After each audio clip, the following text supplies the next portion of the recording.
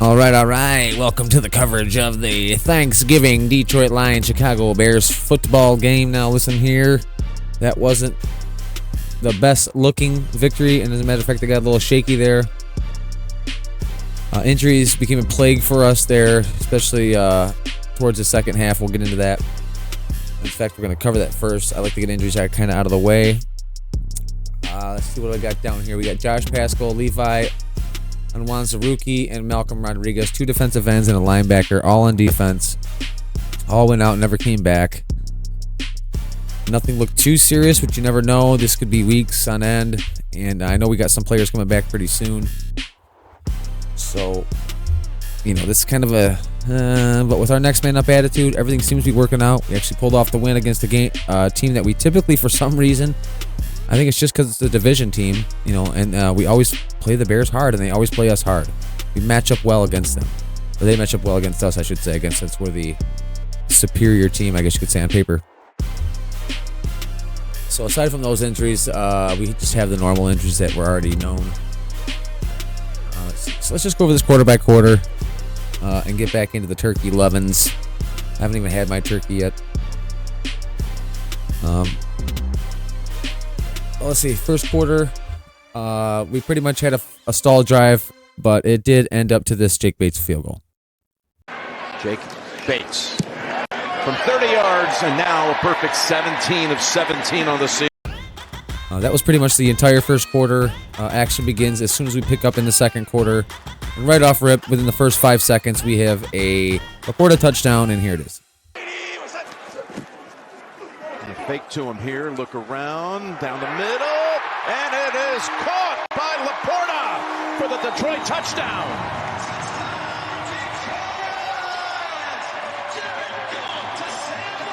Not much action again.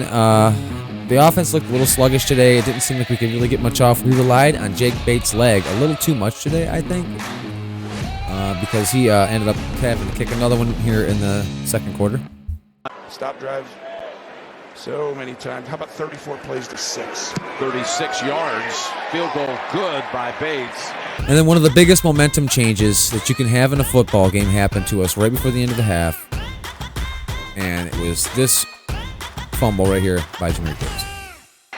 And Aaron Glenn, see what he's got here. 2nd and 6. Oh, what a play call. It's to Gibbs to the 10. Ball comes out, and it's recovered by Chicago's Dexter, and that's again the first fumble lost by the Lions at home in 1 year since last Thanksgiving Day against Chicago. Gets the ball back first in the second half, and before too long we have this Keenan Allen touchdown. Doing a little something with this first drive of the third quarter. Williams down the field, he's got Keenan Allen, and it's a touchdown for Chicago. Bear fans get excited. All of a sudden, you needed a spark. You got it on the 3rd and 15, which felt like a must. But not to be denied, Detroit came back strong. And because he didn't want to be outdone by the rest of the NFL this year, J-Mo decided he wanted to have his own player leap. 180. In the round, here comes Jamison. Oh, what? Jamison hurdles. Wow, what a move. Right over Byard. Which led us downfield with a couple more good runs to a Laporta touchdown here. Let's take a look. This is a team that has scored a rush touchdown in 22 consecutive games. Gonna have to hurry up here. Gibbs is in the backfield. They fake it to him. They're going up top. It's right there. What a play. Laporta, for the second time in the game, has a touchdown. Fourth quarter was pretty eventful. If you're a Chicago fan, not the kind of eventful you wanted, except for right here we have a Keenan Allen touchdown right at the beginning of the fourth quarter. Keenan Allen has the Bears touchdown. He's in a slot on the right. Williams looking left, though. Now looking to the right side. Finds him. It's Keenan Allen for the second time with a Chicago touchdown. And we tried to take a nice full possession lead. Basically saying you had to beat us with a touchdown. You can't beat us with your foot or tie it with your foot. If you want to win or even tie it, you have to get the touchdown. But sadly, Jake Bates misses his very first field goal of the season. It looked like a little bit of a bad hold, maybe a sluggish snap. or a little bit off of a snap. But here, you go ahead and you decide. Man, what a year it's been for him. All the game-winning kicks at Minnesota, what he did down in Houston. That was on you. That is on you, Jim. Come on. That is on you. I'm extolling his greatness. I know. And of course, Chicago wasn't giving up. They never do when they play us. They really play us hard. And here's your touchdown tomorrow, which is right around the last third of the quarter, coming down towards the end. Here's Williams. Going for the big ball. Going for the big shot. And he hits it. Moore with the touchdown haul. Now I'm going to leave you with this full drive here. I might pop in maybe just to make sure copyright doesn't get involved. But this is basically Chicago coming off a beautiful, beautiful Jack Fox punt that landed them right on the 1 yard line. It's Fox to boot it. And that one's soaring high up near the rafters. And bouncing. Is it going to be covered up? Is his foot on the line? Oh, no. Is his foot on the goal line? Is Dorsey's back heel? Now they're going to mark it right there. It was 3:14 left from the 1 yard line, and they actually had a chance at the end, but let's see how it turned out. All right, so here's the last drive. We're going to try and do this little bit of a play-by-play here, kind of. This is NFL.com's. This is basically what they get out like right after the game. I mean, this was out within like a half an hour, I felt like. So it's missing a few plays here and there that were inconsequential, but we're going to go over this last drive. So let's hit it. All right, so here we have Caleb Williams back in his own end zone. Here you go. There's the DJ Moore. He did so much tonight, dude. This last drive he was probably like his best drive. Here we go again to Moore, who he can't be stopped. They couldn't stop him all night. They just pushed him over right there. We're a bunch of assholes. Here we go again. Here's Swift. He gets ahead for about, 12, 14 yards, something like that. He was putting a little bit he did pretty well on Thanksgiving as well, I thought. And here we go. Ooh, yeah.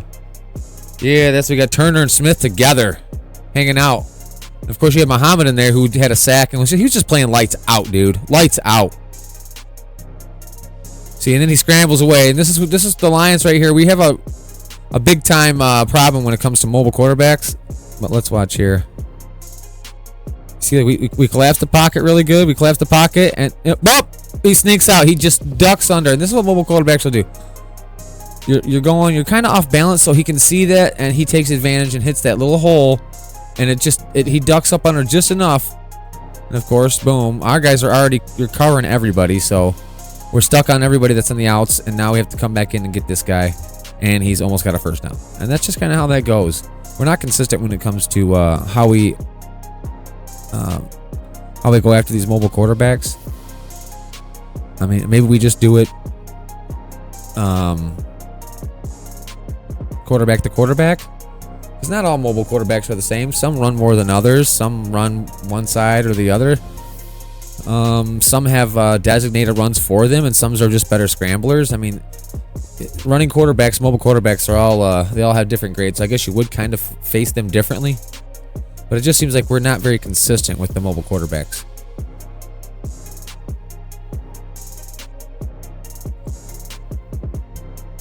All right, boom, we're getting in, and we broke that pass up. I don't know who that was. I think it was maybe Rodriguez's helmet.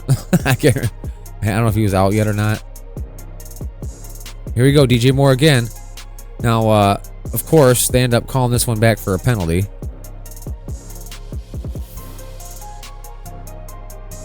You can hear it real quick. Let me give you the...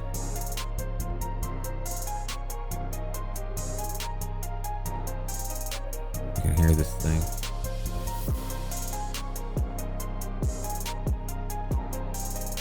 Pass interference, number 85, offense. You got it, Charlie.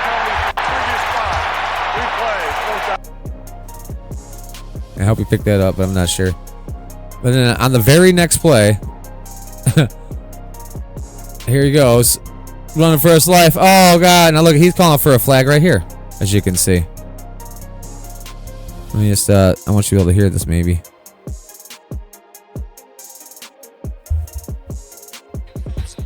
Pass interference, number 29, defense. ball, we place the swallow foul. Automatic first down. So it's so funny because it's like, just let the play go. Let the fucking play go. It was so ticky-tacky, most of that shit. They were really, really on these. I don't know how many penalties they called on the Thanksgiving game, but it seemed like a lot to me. I'm on both sides of the ball, to be honest.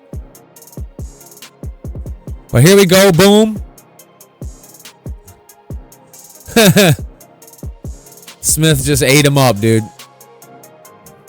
That pretty much killed him. And right here's where they fucked up. This is what got this coach fired. Ultimately, at the end, right here, they should have already called the timeout. They're taking way too long.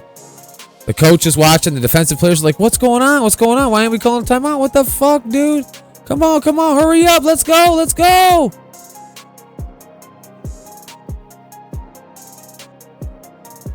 Now listen, had he caught that and it was a touchdown, it would have been a completely different story. But because they lost that game, that coach got fired. And that's just the way it is.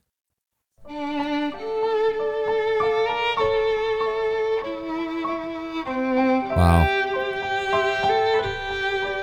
Now, I remember watching this, and I remember thinking, what the hell is going on here? It felt weird, like when they won.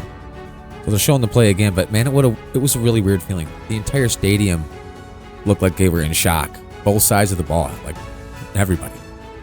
It was kind of a weird feeling when you were watching it.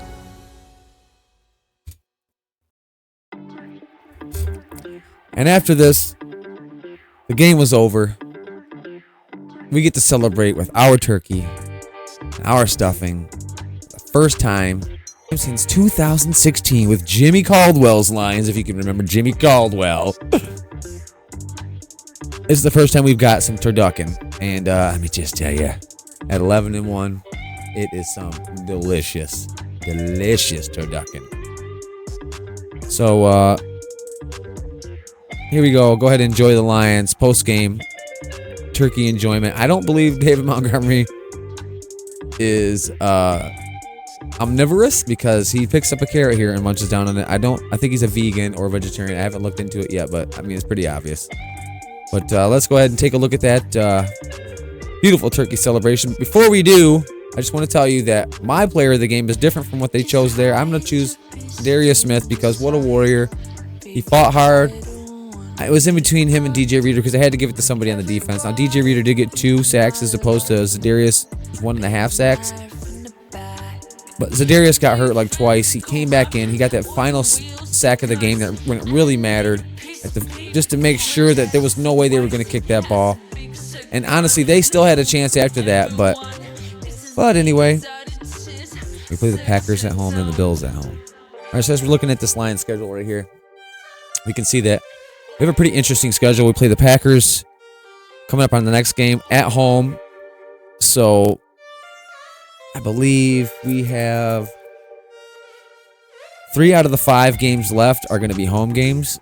These are going to be 2 tough games. The Packers, before this week, Sunday, are sitting at 8-2.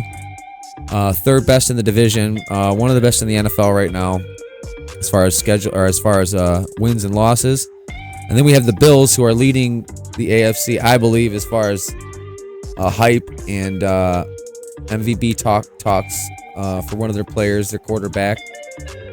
So playing the Bills, even at home, is going to be a bit of a challenge, since at home, for whatever reason, we seem to play on the road stronger than we do at home. It seems like when we play at home, we're a little too relaxed or something. I don't know exactly what it is, but stop it. And after that, then we go right back and play in the Bears again at Soldier Field. This time, they're going to be looking for a little bit of redemption. We get to go against the 49ers, who I don't know. At this point in the game, I don't know what's going to happen with the 49ers. Between injuries and everything, I can see them bouncing back, though, towards around the time we play them. So we'll see how that goes. And then, of course, we play the Vikings, who are literally right behind us in the division right now. And they're even ahead of the Eagles right now as far as totals. But since we're leading the division, they're basically third in the division right now. Or third in the standings, as far as I would consider in our conference. So that's it. That's your Thanksgiving special. Enjoy your Turkey Day. I hope you guys had really a lot of good memories made today. Not having had such an awesome Thanksgiving since 2016. It's been almost 10 years, guys. 8 years. All right, none of my grandkids are born. I don't even think my dog here was born. My dog wasn't born yet. A lot of things have changed in 8 years. You know what I mean? Since Trump's first win and first time in office. So that's how long it's been. But with that, we'll see you guys on the next one. One Pride, go Lions.